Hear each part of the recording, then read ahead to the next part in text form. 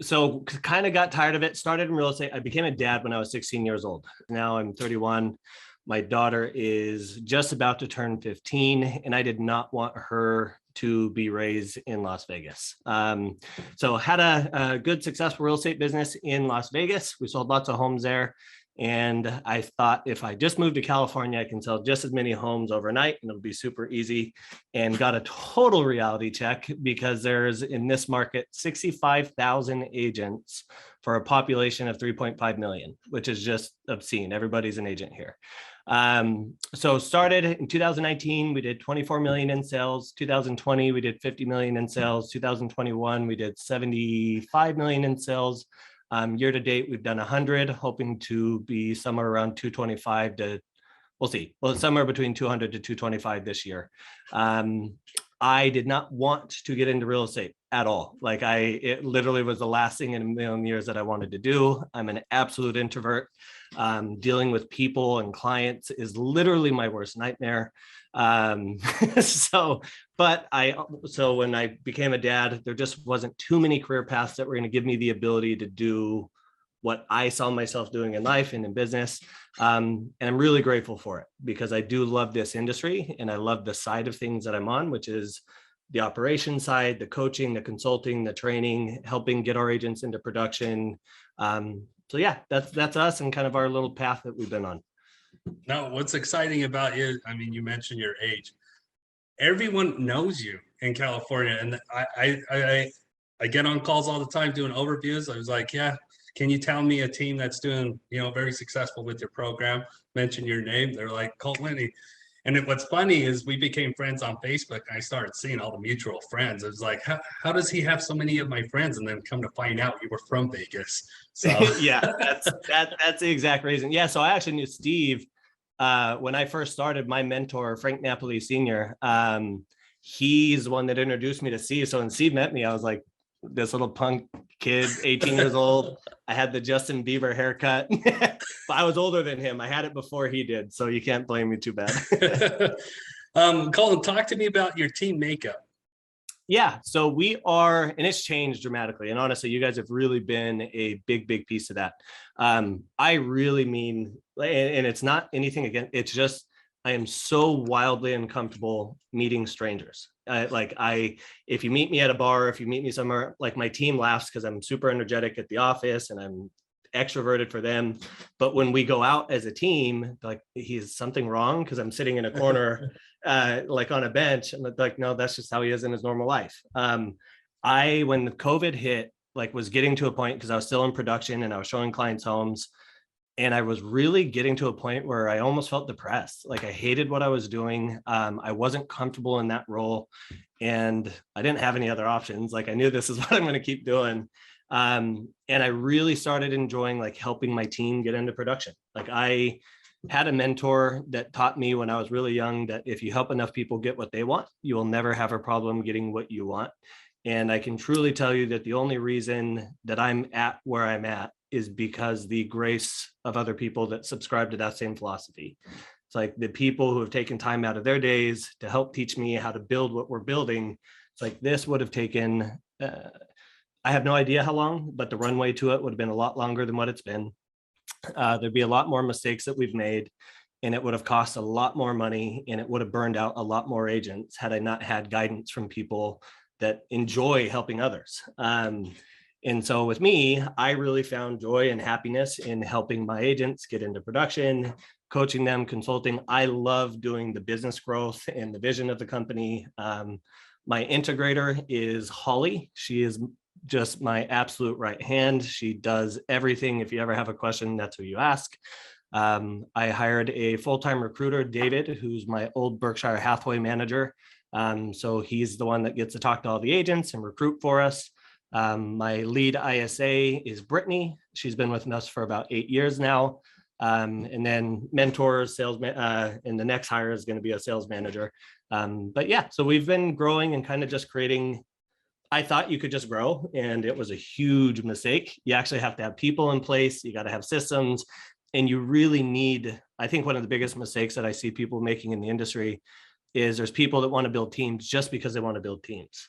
And it's such an irresponsible way to bring people into the real estate industry because they trust you. They're joining you because we sell them on this huge grand vision and they're really excited about it. We all know what we thought the real estate business was when we started it.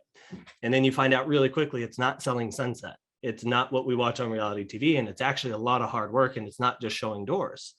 And you see all these people starting teams now with absolutely no plan or opportunity or runway to actually help new agents get off the ground and be successful. And I think it's an irresponsible thing a lot of people are doing because they're just trying to hire, and the ones that make it, make it. And like for us, I really do take ownership of the people that we bring into the company, and their failure, like, will eat at me. And I wouldn't be able to sleep at night. So we take a ton of like all of my time, all of my energy, everything that we do is to make sure that we're investing in their success. So when we first started doing this, everybody's like, you guys are spending too much money in this, you're spending too much money in that. And a lot of it was coaching, and a lot of it was trainings, and a lot of it was skill building. But now we have a team of just absolute badasses that are crushing it. And you guys gave us a platform that gave us the ability to feed these people. I never wanted to have a big team, but now we're growing into it and now we're excited for it. But it's like, now we have these lead sources that give us the ability not only to give them the opportunities, but also frees us up to be able to focus on investing in training and to really help them get off the ground by creating mastery in their skill set. Because now we're getting into this market where it really is going to become like the low hanging fruit has climbed higher up in the tree. Agents aren't used to climbing. So a lot of them are going to starve.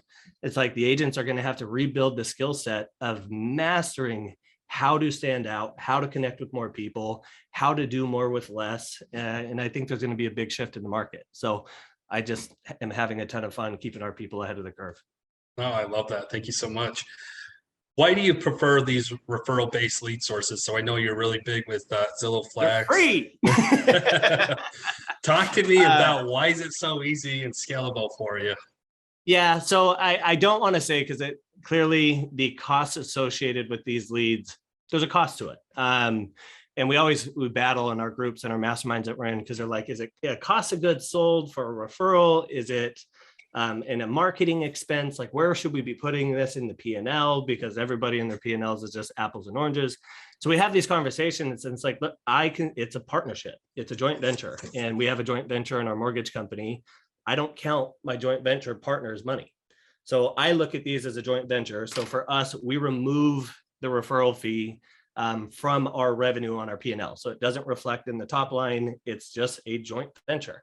So we treat it as such. And what that did for us was just really give us the ability to invest in infrastructure. It gave us the ability to focus on like really being able to hire the right people to help, one, create the accountability, to create the efficiencies in our systems, and to make sure that if we are going to launch this thing, that we can actually run it like a business and be a real business owner. And that was really important to us. So that fee and the referral, it just gave us the ability to just give us a foundation to then build this off of. And it's been working out really well. Oh, I love that. How do you use Rise as a recruiting tool? Leads. Everybody, it's like one of the things, and I really like to be able to pinpoint, because people talk about all the different lead opportunities. And I always try to train agents, because we really do, when you come interview with us, we spend the vast majority of the time trying to talk you out of joining us. And we've been really intentional with that, because we're not a team to where if you come in, you're hired. It's not you have a license, you can fog a mirror, and we're going to take you. And if we can get you to close a couple deals, we're okay with that. That's just not the business I want to build. And I just don't want to create that reputation in our industry. So for us, it gives us the ability to I think it's really important when we interview agents to help them understand as a new agent what the differences are. Like, I had one kid come in and tell me, he's like, oh, I'm going to be able to go door knocking in this person's farm and And he was trying to compare that to Zillow Flex leads and OpCity leads and Ojo leads. And I'm like, buddy, you are in for an absolute ass kicking if you don't understand like what all these are. So when we talk to people, we help them understand bottom of funnel leads. OpCity, Zillow, Ojo, Veterans United, all of our partnerships. We have our middle of funnel and we have our top funnel.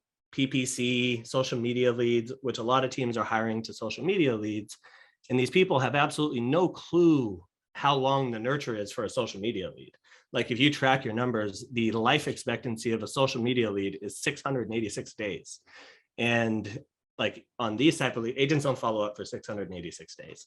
So it gives us the opportunity to, one, really show them and compare us to our competition, be able to help them understand and give them the education of what each of these different lead sources are, why these have a higher intent, why this is going to result in a transaction much sooner than any of the standard practices of door knocking and open houses, which we do and we promote, and we absolutely give them a strategy for that.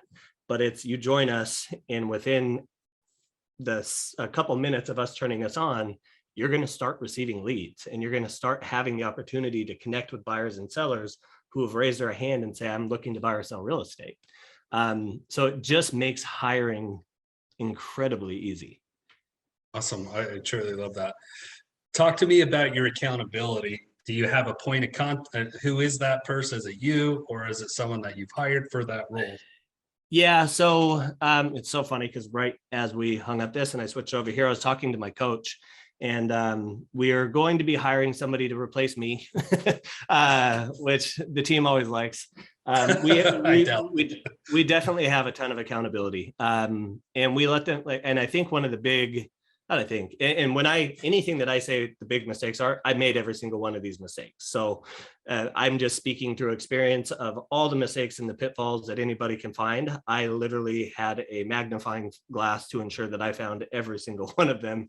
And we were successful in that. We found every mistake that we could make. When we initially started, people would come in and then we would hit them with a ton of accountability in our systems and our processes. And people are like, whoa, what the? I got into this, I thought we didn't really follow a schedule, and I thought we could work whenever we wanted, and we just immediately changed that. So now when they join us, we let them know that this is a full-time job. So if your anticipation is you're going to show up at 10, 11 o'clock at night, don't join us because you're not going to be happy here. If you don't like accountability, don't join us because you're not going to be happy here. We will track and measure all of your output, and because we have occasionally you'll have somebody like, I'm working and I'm here. It's like, look, I do understand that, and I appreciate the output. However, it's the result that we're aiming towards. So we track everything. We track conversations had. We track their appointments set, their appointments met, their contracts written, their contracts accepted, and their contracts closed. Because when the market started getting insanely, it's one of the things we tell all of our agents. I'm only successful if you're successful. So accountability, in my opinion, is by far the highest form of love and the absolute most sincere form of wanting to ensure that somebody's successful. So when you join us, you are going to be held accountable. When you tell me you are going to do something, we are going to hold you accountable to doing it. And if you don't, we are going to remove you from the team. And so we do track all that output. We utilize Sisu for those metrics. And those metrics have given us the ability, because one, what we say, I'm only successful if you are, it's the truth. So if they're not selling any homes, a big mistake I made was I hopped out of production way too fast. I was like, cool, I've got agents now and I can now get out of production. And like an idiot, I didn't run the numbers to realize how much of my production was our profit. And immediately, all of a sudden, we weren't profitable. And so anybody who's looking to get out of production, couple things, and I don't even know if this is a path you guys want to go down. But when you are building the team, which is the crowd that we're talking to, right? Make sure you got team leads on here and agents. And for agents, because this will give you a whole new perspective of what your team leads are doing for you. Like when we all say we own a business, but very few people are actually running it like a business, and that was us. What ended up happening was my coach made us completely change how we pay ourselves. So all the revenue goes into the company. I'm paid a salary. If I sell a home, I am paid via 1099, the same way that my agents are, at the same split that my agents are. So that gets reduced through cost of goods sold. So that way my income is no longer considered in the profit. And that was a huge mistake that we made, is when I got out, I had no clue, because all my income from my personal sales were being included in the profit. So we were profitable, But the moment I started paying myself as an actual agent, which is what I was in the company, you're able to see the real health of the business. So of course you pay yourself a salary for being your team lead. You pay yourself the same split that you pay your agent. So if it's 50-50 for a team lead, if it's 70-30 for a sphere of influence lead, you have to pay yourself that way. And then as the business owner at the end of the quarter, you end up getting paid your K1s or your dividends, however you pay yourself your profit. Which I wish I would have known that up front, because I would have known by transitioning completely out of production, we weren't profitable. So we started tracking everything because we needed to hurry up and start making some money so we could maintain this thing. And so that's when we really started focusing on the conversations, because if we're having the conversations and we're not setting the appointments, there's very particular coaching that we need to pinpoint on to make sure that we can get more of those people met. And if they're meeting with enough people, but we're not getting them to the offer table or to a subsequent showing, there's coaching that we need to do, because where we as team leads lose all visibility. You can train them everything. You train them on how to have an amazing conversation. You train them to handle every objection. You train them to get to the appointment. And where we lose all control is the minute that they show up. How are they presenting themselves? What are they doing to stand out with that client? And what are they doing to secure the second appointment? And the reality of it is, most of us as team leads, and it's what I did, is you hire somebody, you give them all the training, and you say, okay, there you go, have fun. I've taught you everything. I told you how to do it. So now you should know how to do it. And what we ended up shifting, and it was the most important shift that we made in our process, was and I had somebody give me this analogy, if you're trying to learn how to play golf and you had the option of, one, learning from Tiger Woods by watching 1,000 hours of him on YouTube, or you could spend a day with Tiger, with him adjusting you. I'm a shit golfer, so I can't even use the proper techniques, but actually having Tiger Woods show you how to swing, adjusting your swing, showing you your head placement, and telling you and making the actual adjustments because he was watching the mistakes that you were making. Which one would you choose to become the better golfer faster? And the obvious answer is you have him, the professional, actually give you those adjustments. So before our agents are ever able to go release, one, we force them to, you watch us. So I want you to go on a showing. I want you to shadow one of our top agents on at least 3 showings. And then you will set your own showings once we get them kicked on to Rise and Op City and Ojo. That top agent, who is their mentor, will then go with them and not say a word, and they will shadow that new agent. Because yes, we're watching them. They've watched us, but go play a game of telephone and watch how quickly that game of telephone and what was said initially, watch what that turns into. And it's happening with our agents and it's happening with our clients, which in turn affects our relationship and our reputation. So now the mentor sits and they're a fly on the wall, and we get to ensure that they're asking the questions that we have taught them to ask, which is geared to securing the secondary appointment. Like so many agents show up with their little black and white paper. They do the whole Vanna White BS that nobody gives a shit about. Sorry, I cuss. They do the whole Vanna White thing that nobody cares about. Here's the kitchen, here's the bathroom, and here's this. Okay, guys, what do you think of the home? Well, we like it. We're going to go home and we're going to think about it. They drive off into the sunset and they ghost you. And that's not how we should be facilitating a showing. And that's not how we're going to maximize conversion.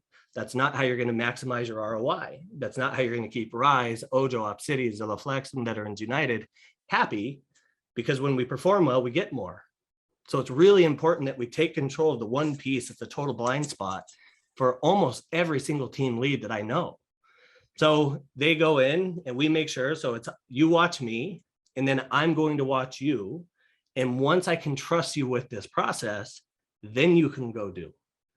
But you'll find out immediately the very first shadow that you go be a fly on the wall for the agent, who, by the way, this is your responsibility to ensure that they're doing it right. Like, you have to make sure that they're doing it right, because their success and your success depends on it. The very first showing, you're going to cringe and wonder, what the hell were you doing during the entire first month of our training? Because they don't say or do what you told them to say or do. So the whole I watch you, you watch me, then you go do has been one of the best things for getting people off the ground and off the ground really, really quickly and into production. Oh, I love that. That was huge. I took some points down too, because I'm going to have to go back and watch this. So a lot of teams very similar to yours do this thing like an A and B team. right? So Yeah. tell me about your Rise. Do you first get them set up with Rise leads before you get them set up with Zillow Flex? Talk to me Yeah. about that process and what it Yeah, looks so like. Zillow is very unforgiving. They give you the best top quality leads right out of the gate. There's no algorithm, there's no priority, there's no selection. So you're required to just know your team, know their performance, know their capabilities. And if you trust to put them on the system, then that's on you. However, if they tank and you don't monitor their lead flow and you don't monitor their conversion and you allow them to get too many, then they can absolutely tank your percent to market. And then when you get your report card, all of a sudden Zillow goes, hey, those 150 connections we were giving you, we're cutting that to 10 because your performance sucked and we don't trust you with our leads. So OpCity is much more forgiving. OpCity has given us the ability through our plan B, which is putting the newer agents on plan B, putting the more experienced agents on platform A. That is giving them the ability to, one, go learn, two, and they're still good. But what I love about OpCity is it gives us the ability to say, hey, because when we hire them, we tell them, you will, when you come into my office, you are going to see agents getting a way disproportionate amount of opportunity than you. And I want you to know that my office is designed that way because it is not designed to be equal. It is designed to be fair. So if you suck, you get what you earn. If you're not good at conversion, you're not getting our opportunities. Because you got to understand from my perspective, and as a team leads, I think we're not transparent. And like everybody we've hired stays, and we've been really, really fortunate. And I know the time's going to come where people are going to leave. That's inevitable. But we have people who've been with us for 7 years, 5 years. Like we have people who have been with us much longer than the average. And it's because I am brutally transparent.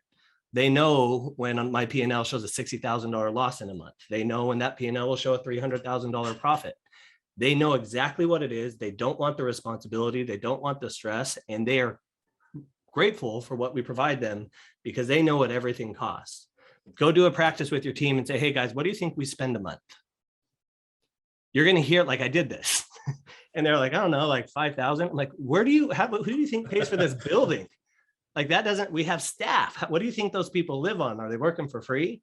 And it's because we're not transparent. We don't tell the other side to the story.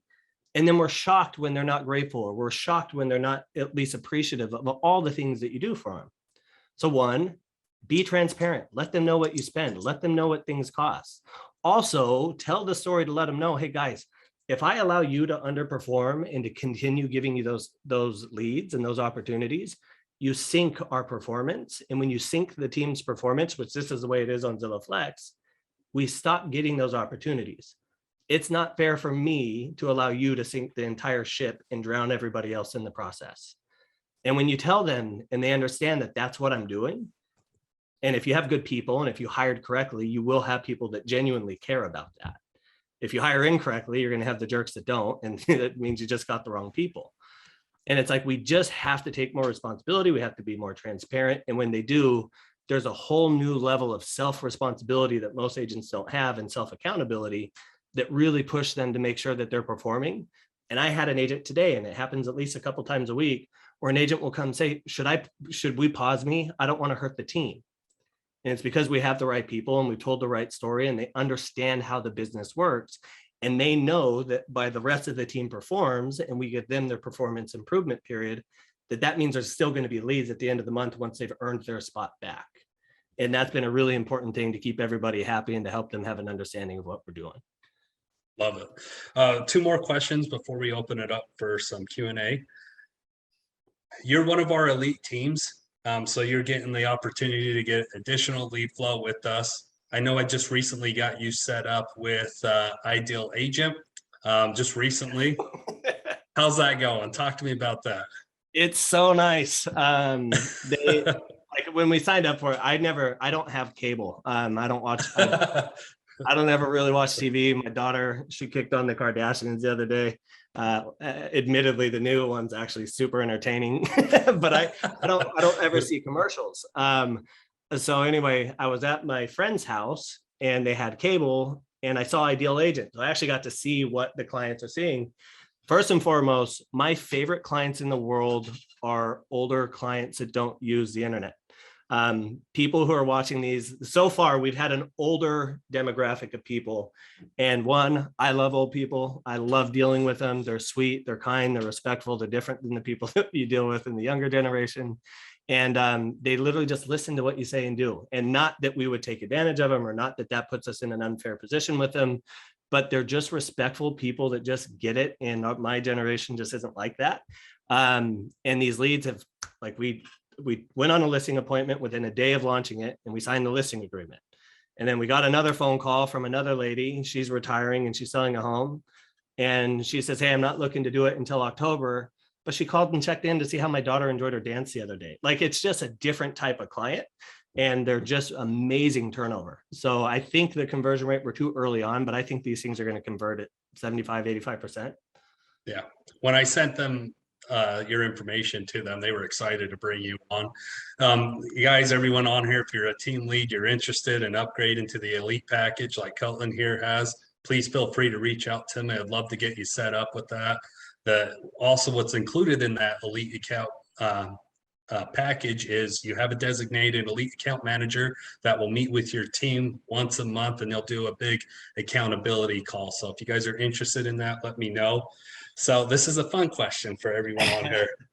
Where do you see real estate shifting, these next months and going into 23? So I'm insanely excited. Like, we in Orange County, and it's funny because it's time stamped, and I told everybody I'm going to set an alarm on this to remind me to come back and see how your comment aged. But we had a TikTok that went, and don't judge me, I didn't want to be on TikTok. I got it because I wanted to make sure my daughter wasn't up to any crap. But anyway, so we started using it for work, and one of these videos got like 100,000 views and like 1,000 comments. And it was about probably 2 months ago, right as the interest rates started to creep up, and it was just the market shifting. And this is going to shift, and it's going to become a skill set market. And what you are doing today, and the ridiculous attitudes and the ridiculous staturing and the ridiculous way that listing agents have been treating buyers agents and how they're negotiating, and every strategy that you're using, it's going to sink you. So you need to adjust now. You need to pivot now. If you've been a jerk for the last 3 months, or for the last 2-3 years, you should probably start being a little bit nicer, because this is going to get back to what it used to be. And that's, one, a skill set, two, your reputation. And the market's changing, and everybody just ripped in. You're out of your mind. Our inventory is nothing. Homes are selling, blah, blah, blah, blah, blah. And now it's funny, we're still getting comments on this video to where like, well, how'd that end up for you? And because it just shifted so rapidly in the last 3 months, and especially in the last 2. So our market usually feels things first. Orange County, like my coach on the East Coast, he calls me, he's been calling me for a year to be like, hey, where are you guys at? Because he knows what happens here eventually makes its way to them 2 to 3 months later, 3 to 4 months later. We've seen a 47% decrease in demand. We've seen 100% increase in inventory. And that number, the trajectory of it means it's going to be much, much higher and much lower on demand next week. Like, we have not seen it start to flatline yet. And we haven't even started to see it curve yet. So with that being said, the market has softened really, really quickly. Overpriced sellers and dogs are starting to look like dogs and overpriced sellers again. Buyers haven't been willing to give them the price that they've been wanting. You haven't been able to sell 8 to 12% over market. So that increase in the premium that we're getting, it is dissolving, but our inventory is coming from the floor. So when you see these huge increases and the 100% over 100% increase, yeah. However, we're about 75% below our 5-year inventory average. And now that people have their 2% interest rates and their 2.5% interest rates, people are in a hurry to go pay more, pay a higher interest rate, and get less in return, especially when they're concerned with what's going on in the market. So I don't believe that we're going to see a reversal in values anytime within the next couple of years. I do think we're going to see a big decrease in demand. I do think we're going to see a ton of agents go out of business because they've become so accustomed to low-hanging fruit. But I think the agents who learn to climb up that tree, be good at nurturing, have the systems and the automations built in to do the heavy lifting for you so you can focus on the people who are ready, willing, and able, those agents are going to crush it. And those agents are going to take the 40% of people we know that go out of business, they weren't selling anything anyway. They get their mom, their cousins, or friends. So I'm overly excited over the next 3 years because I think we're going to be able to continue our growth momentum because we focus so heavily on skill set and we focus so heavily on how to get our agents to stand out amongst the sea of underqualified people that don't provide any value, don't give your clients a strategy, and have absolutely no shot of standing out in a market that requires you to stand out. Oh, I love that, Colton. I know we're gracious of your time for being here. I want to quickly open it up to some quick questions for Colton. If you have any, please feel free to unmute yourself and kind of go from there, or put it in the chat box. I have Nate kind of monitoring that. Nate, is there any questions so far? I know I'll say there was one thing I wanted to at least be able to give something that's going to help people implement it with their team. It's something that's helped us a ton. And we're really, really focusing on, because now we're getting objections that we never got before. So if there's any takeaways, I just want to be able to give one action item. We're getting objections that are different. I'm waiting because the interest rates, or you know what, affordability is not there anymore, which is the case, and it makes a lot of sense. But the problem is people are handling the objections a completely wrong way. And we're listening to people when somebody says, well, I priced myself out of my market. Like so much of our pipeline, like any of you with Rise, dependent on your market, if you're in anything close to what we've experienced, you've lost 50% of your buyer pool because they've been priced out. The average person here in Orange County before the interest rate shifted, they're spending 47% of their household income on housing. Now it's 67% with the new interest rate. People have 100% been priced out. We went from a $4,000 payment buying you a $1 million home. Now it's buying you a $750,000 home. So it's been a huge shift, and our agents who are still crushing it and pulling people off the fence are not trying to battle people with logic. They're not people who in that conversation say, Casey, yeah, you don't understand, but you do understand the majority of economists are calling the values are going to appreciate. You do understand that interest rate, and you're wrong, you're wrong, you're wrong, you're wrong. And then we're shocked when they're like, yeah, no, dude, I'm not interested. Thanks though. And they hang up. You have to give people the ability to, one, feel what's happening because it's legitimate, and pivot in the conversation and get away from the facts, get away from the logic. What had you looking at homes in the first place? And then we get them to start talking about what got them interested in homes in the first place. And we get them, because when we say, well, or what we always did, tell me more about that. If you say, tell me more about that, when they say, no, we're terrified of the market, you just say, tell me more about that. They're going to revalidate every reason that they're terrified of the market. So instead, pivot. Casey, what had you looking at homes in the first place? Well, we needed more space. We needed a bigger backyard. We were hoping for to get a pool. We wanted to improve the school district. We wanted to do this. They're going to give you a ton of things for you to be able to latch onto, connect with them on, establish a rapport with, not just be some random solicitor, but talk about their kids, talk about their family, talk about whatever it is that they're going through in their life, because this is where you become a master converter. This is where you're going to see major, major improvements in your conversion, is when we stop being a salesman and we start being just a knowledge broker, and we start being a value, knowledge source for them. And when you're done with it and you've connected with them, at that point, you can then hit them with, hey, you know, if I could show you 100 economists that were recently surveyed, the most pessimistic of those 100 top forecasters in the country are all anticipating 12% appreciation over the next 5 years. Is that something that would help you in your decision-making process? And a lot of them are still going to say no, because they've been completely priced out.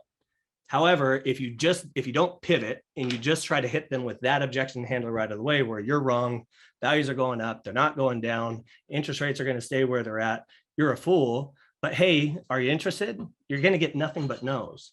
So we've seen a huge portion of our buyer pool that ended up getting trashed come back into primes and come back into actives, because our agents are recalling them, reconnecting with them, and finding out who still legitimately is an actual buyer. So it's just been a really big thing to keep our conversion up, and the people who you continue to get in, it's still going to have a big impact. Awesome. Thank you. Noel, I saw your question regarding the referrals for Ideal Agent. If you put in your email in the chat box, I'll send it to you, because there's different things. There's listing, there's 2% to the listing agent, referral fees is standard, like buyers 35%. We'll send that to you. If you could put your email in the chat box, that will help us. There was another question in here, Colton. What sort of criteria do you focus on when choosing whether agents are on your A team or B team? That one's easy. Newbies go on B team. The experienced agents go on A team. We were doing 3 transactions because once they do the 3 transactions, they've taught the algorithm that they can convert. The quality of the lead goes way up. Through a couple other friends that I know that are doing this, we've increased that to 5. So then that way we really have the premiums and the top people, because most of those 3, those can get done with leases, and we actually train on that. Like, we want them to do the leases as quickly as they possibly can, because when that thing turns into a closing, it's still a closing that improves the delivery, improves the quality of the leads. So at least by increasing it to the 5, it's far more likely that we're actually helping that agent get through at least 2 purchase transactions before we turn them on to Ojo, before we turn them on to Zillow Flex or Veterans United. And then the people who do that, what we're going to change to 5, will then get put on platform A. Oh, I love that. That was huge. Okay, what does your accountability system look like? Your training for your program for the agents. So we have the big thing, everybody's, because we have rules and we have eligibility requirements. So everybody's like, well, how do you get your people to listen? How do you get your people to do it? How do you get your people to make all your follow-up calls? Because if they don't, I turn them off leads. And that does require oversight. That does require systems and efficiencies. So it's like, well, my agents won't make their calls. Cool. Then they didn't earn leads. That's simple. Like, and it's not even a conversation. We tell them when we hire them, hey, I'm not punishing you. When you don't get leads, it's because 1, your KPIs don't justify us giving you more leads. Or 2, because you're not making your phone calls. And if you're not making your phone calls, I assume that means because you're too busy. So if you're too busy, I need to hire somebody to support the lead volume and to support you in this process. Or 2, it's because you're lazy and you're not making your calls. And in that place, I'm hiring somebody to hire your replacement. And it's like, it's not a punishment. We're not mad. There's no conversation. We send out eligibility every single Monday. And the eligibility is they have to show up to the huddle every single morning. They have to be in here at 8 o'clock. If they're here at 8:05, they're not eligible. And again, it's no conversations. These are the entry-level requirements. So there's never any fighting. There's never any arguing. They know if they don't show up, they're not going to be eligible. You can be re-eligible again next week, but you better make your phone calls. You better maintain the minimum benchmarks for each of your KPIs, the appointment sets, the appointment mets. And if your KPIs aren't there, if you're a brand new agent, we have output requirements that are required for conversations. So they have to hit these benchmarks. And if they don't, they're not eligible for leads. They get turned off, but they have another week to then become eligible. And if they don't, and if they're ineligible for 3 consecutive weeks, then they've self-selected out of the team and they're let go. Love that. Like that. Daniel, you have a question? By the way, that has not happened. We haven't had to let anybody go. Because when you set these standards completely out of the gate, you let them know, like, these are what's going to be required. And if any of that doesn't sound good to you, it doesn't make you a bad agent, and it doesn't mean that we're a bad team. It just means that we're not going to mesh well together. And instead of bringing you onto a place where you're going to be miserable, I don't want to use your valuable runway to get off the ground and be an agent. I don't want you to join here anyway. It's not going to be a beneficial relationship. So when they come here, they just know what has to be done. Awesome. Appreciate that. Daniel, you have your hand raised. Yes, thank you. Colton, very nice to meet you. I'm a solo agent looking to build my team, and I have one agent under my downline. I'm with EXP that's closer to your area in OC, and I'm in Antelope Valley, which is north of LA County. So a couple of things. I have a lot of leads that are in my system, in my KV core, in Obsidy that's coming in, and I have really good scores. So I have an abundance of leads that are coming in, but a lot of my leads that are in my current system are buyer leads. There's not enough time in the day for me to contact my old leads and my new leads. That's why I'm wanting to scale. But for information like what you would give to me, should I be focusing more on buyers or sellers right now with, the changes that's happening in our market? I'm going to give you a big pivot in your mindset on that, because it's one that I was given years ago that was very accurate. You need to work into your scripting when you talk to a client or you talk to an opportunity, and you always ask the question, you do not ask it like this. Like, there's so many nuances that make somebody awesome and that make somebody suck at conversion. You have a home to sell before you can buy. Do you need to sell before you buy? Like, I listen to these phone calls sometimes and you cringe. And instead you say, help me better understand your current living situation. And when you ask somebody that, you then gave them the ability to, one, tell you they're a tenant, and then you can ask them and inquire about, well, tell me about your lease. Are you guys month to month, or do you have an expiration that you need to be out by? And they'll be like, well, right now we're month to month. Cool. So I know somebody that there could be ready to buy at any moment. Or they say, no, my lease expires in 8 months. So I know I'm going to have a nurture, and I know where to position them in my CRM to make sure that I can continue following up with them at a cadence that's appropriate to give me the bandwidth to focus on the people who are ready today. Or a huge percentage of them is going to say, well, we actually have a home. And this is one of the biggest. So what I'm telling you is a buyer's lead is a seller's lead.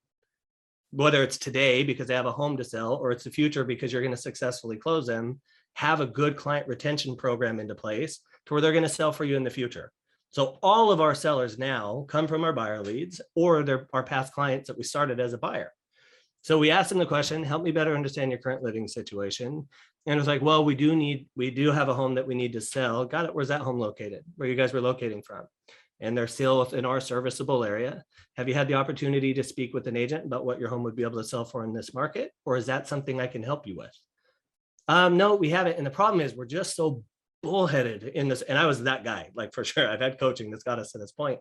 But it's like, we just have to ask the right questions, and then you get the sale and you get the buy. Everybody wants to know in this industry why all of a sudden well, the buyer ghosted me. No, they didn't. You didn't ask good questions. You didn't do anything to qualify them. You didn't do anything to uncover what if they had a home to sell. So a lot of buyers, what we all do is we click and we go, okay, Daniel, I'd like to see this home on 123 Elm Street. You go show me the house. You do the whole Vanna White thing, and I get in my van. I say, okay, yeah, I'll think about it. I'll call you later. I go home. I talk to my wife. I say, hey, I think we can really move. I think that'd be a great house. And who they call is a person who's been geographic farming, their listing agent, that local area expert. They call that agent to list their home, who then is going to secure the buy side because it's easier for them to do so. So you miss the opportunity because they didn't even think to hire you, because it's not their job to understand how our industry works. So you need to ask that question so that you can get that listing, and then you'll secure it. So many of us are losing buyers because we lost a seller and a buyer. and that's a huge mistake that we're making. Awesome. Thank you. Okay. Colton, I know that you probably don't have that much time. I got one more question for you. You're fine. I'm sorry. I kind of talked too much. So I apologize. Okay. How do you get over being an introvert? And I understand that you mentioned kids, family. How do you cope with it? And then I'm missing part of that question. What strategies? Yeah, so I mean, I'm just really passionate about what I do, and it makes me excited. Like, I get it. I wake up super early. I'm here every day at 6 a.m., not because I have to, but because I love what I'm doing. It is something I'm super passionate about. So this stuff's easy for me. If you meet me at a baseball game, I'll be a super introvert, and I'll probably just be sitting watching the game. Absolutely. There is speculation that home prices will go down this summer. How do you talk to clients about that? I have a client. I'm sorry, I missed it. Someone put a message in there and I lost it. So let me go back to that. Did you hear me? I saw it. Yeah. That piece is huge. And honestly, like, your entire goal, and you need to train your agents that your entire goal is that you secure the second appointment on the first appointment. And in order to do that, you need to follow a strategy that is actually proven to do so. So what everybody does is the stupid Vanna White shit. Here's the bathroom, here's the kitchen, here's this, and you go, okay, and they drive off into the sunset. When you are there, you take control of the showing. Every single client gets a text message before we show up. Hey, Casey, I got into the area a little bit early. I'm going to stop and grab us a drink at Starbucks. What can I get you? Not, can I get you anything? Because they're going to say no. What can I get you? Then they'll actually give you something. If you show up and you hand that person the Kapalaka Chaka Mocha with 2 shots of whatever, they're super appreciative, and it completely changes the tone and the dynamic of that phone call. You walk in and you let them do the showing. Hey guys, I'm going to stay within earshot's distance. If you have any questions for me, let me know. But in the meantime, we're going to meet back in the kitchen island, and we're going to talk about what you loved and hated about the home. On a scale 1 to 10, how close is this to a 10? Not did you like it? Because they're going to say yes. On a scale 1 to 10, how close is this to a 10? And then they go, that's like a 6. Got it. So this isn't the home for you. Help me understand what would make this home a 10. Because then we're going to find out all the information that they're looking for. I'm rushing through because I don't want to take too much time. We're going to find out all the information that they're looking for. Okay, awesome. So now this is where the entire training is going to kick in to make sure you secure that second appointment. because if you leave there without that second appointment secured, the likelihood of you being their agent is really small. I wish I knew the actual percentage increase that you'd have by doing this, but it's massive. You're ideally going to sit them down for a strategy session. In my office, we forced strategy sessions because the last thing I want to have happen is you identify the property that you fall in love with, you not be prepared because I didn't slow you down and do my job and prepare you for what it's going to take to get an offer accepted in this market. Because back then, the average agent was submitting 24 offers to get an acceptance. So what I'm going to do for you is give you a process. Our average agent is submitting 2.1 offers in comparison to 24 offers for the industry standard. So they'd agree and they do this. Now that the market's softening up, agents have stopped doing strategy sessions because they feel like they don't have to. Now it's more important than ever because your clients, over 60% of them, are basing what they think is going to happen on what Uncle Eddie told them was going to happen in the market because he remembers what happened in 2008. Keeping current matters. In my market, we have Stephen Thomas housing reports. There is not any reputable source that I have found. Yes, we're going into a recession, but you can show how in the last 6 recessions, there's only 2 prices where homes actually depreciated and the rest, they appreciated. And you got to have those slides readily available. The problem is you're not going to battle their opinion with your opinion. So we need to have the information and the stuff that's available. So keeping current matters. They have everything, every graph, every statistic, every economist, every forecast, everything that you need to battle that. The problem is if you try to do it while you're showing them the kitchen, you're going to fail.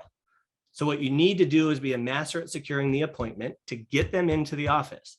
Agents struggle with it, but if you do it the right way, it's important. And the way that you do it is, you know what, you're right. There are going to be a ton of opportunities for you to get a better deal on a home. The problem is values are not going down. However, there's going to be a lot of sellers who are overreaching, and there's going to be a lot of opportunities for us to get you that same type of result, but you need to know where to look. So what I think would be the most beneficial is we're going to sit down in my office. I'm going to show you exactly how it is that we identify those properties to ensure that you understand where to look when you're on Zillow or Realtor.com. And when they do that, now you're giving them something they want. I'm not telling them you're an idiot, you're wrong, values are not going to depreciate, you're not going to get a better deal in 6 months. I'm not doing any of that. I'm focusing on what they want, and that's a better deal. So if I could show you a strategy that was going to get you exactly that, would that be worth a couple of minutes of your time? They say yes. You go, fantastic. Let's go ahead and set up a time sometime tomorrow after work, or if the weekend works better for you, we can sit you down for a strategy session. And then I'm going to bring them in here and we're going to talk about, we do these all day, every day. We've had 7 people in this office today, all day, every day. And I help my agents do it because they're not confident with it. We go through all the slides. And when you give them the slides, you show them and they understand why values are not going to drop. Go just regurgitate that information and internalize it. And then 2, if you're unsuccessful in getting them to agree to that first appointment, you're going to go for it again, but it's going to be via a subsequent showing because you already did your job. You found a couple other houses. You showed up to your first showing with tentative appointments set for them to go look at more homes that were exactly what they were looking for. Already have it set up and you'll get that second showing and you'll convert way more leads with way less. Thank you so much, Colton. This call is recorded. If you want a copy, we'll definitely send it. If you filled out that form, we will definitely get you a copy. So, Colton, go I see ahead. some questions here. Feel free. My phone number. Oh, yeah, I was going to add that. Oh, cool. Yeah. Feel free to reach out. Oh, sorry. I'll shut up. Go ahead. No, I was going to say, yes, Colton, please. If they want to get in touch with you. Yeah, Colton, Whitney. You can either DM me on Instagram, whatever you're comfortable with, or you can call me 949-424-9975. Everything that I told you, somebody at some point told me, so I'm happy just to be the vehicle that transfers it to you. Awesome. I appreciate everyone joining this call. Colton, you've been amazing. Definitely one of my favorite calls that I've had so far. So hopefully we could get you back on here sometime soon. Anytime. All right. Thanks, everyone. Have an amazing day. Thank you. Have a great one.